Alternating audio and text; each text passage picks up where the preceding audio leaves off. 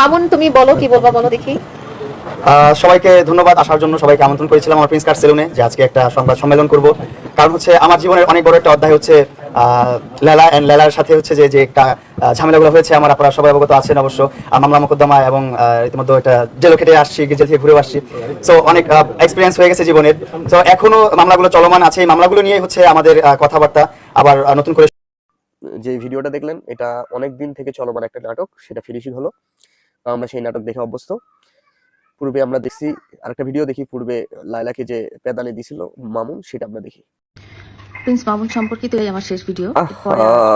ভালোবাসার মানুষকে এইভাবে মানুষ মারে, আপনারা পাবেন না। এই ব্যাপারে আমি আর কোনো কথা বলবো না। একটা মানুষের এখন যে কথাটি বলবো, লায়লা মূলত প্রিন্স মামুনকে অন্তর থেকে ভালোবাসে। তাহলে প্রিন্স মামুন কি করে? প্রিন্স মামুন তার টাকাকে ভালোবাসতো, এখন তার প্রয়োজন ফুরিয়ে গেছে, তার টাকা হয়ে গেছে, প্রয়োজন ফুরিয়ে গেছে। তাহলে এখন কেন আবার লায়লার সাথে মামুন একসাথে হলো? এর প্রধান কারণ হচ্ছে লায়লা বেশ কিছু কেস তার নামে করছে এবং সে জামিন পেয়েছে, বাট পরবর্তীতে 100 কোটি টাকার মামলা করছে। এই মামলাতে জর্জরিত হয়ে গেছে প্রিন্স মামুন। আর লায়লা এডুকেটেড পারসন, তার হাইলি উপরের লেভেলের অনেক মানুষ আছে যারা তাকে প্রোটেকশন দিতে পারে, আর মামুনের তা নাই। আর এইখানেই মামুন বিপদে পড়ে গেছে।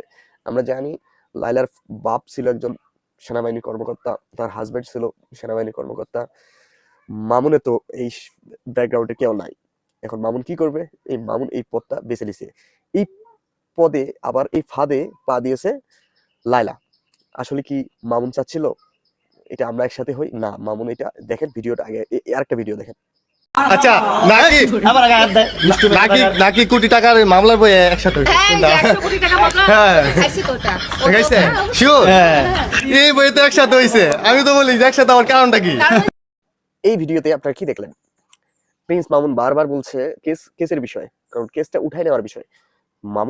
প্রিন্স মামুন যদি এই কেস থেকে বাঁচতে পারে, তাহলে আবার পরবর্তী যে ঘটনা ঘটবে এটাই ফিনিশিং ঘটনা হবে। কারণ লায়লা আবার তার ফাঁদে পা দিয়েছে। আর লায়লা কেন পা দিয়েছে? তার অতিরিক্ত ভালোবাসার কারণে। তো ভিডিওটা শেয়ার করবেন, ভালো থাকবে সবাই। আমরা পরবর্তীতে তাদের যে নাটক ফিনিশিং যেটা, এটা দেখার জন্য অপেক্ষা করব।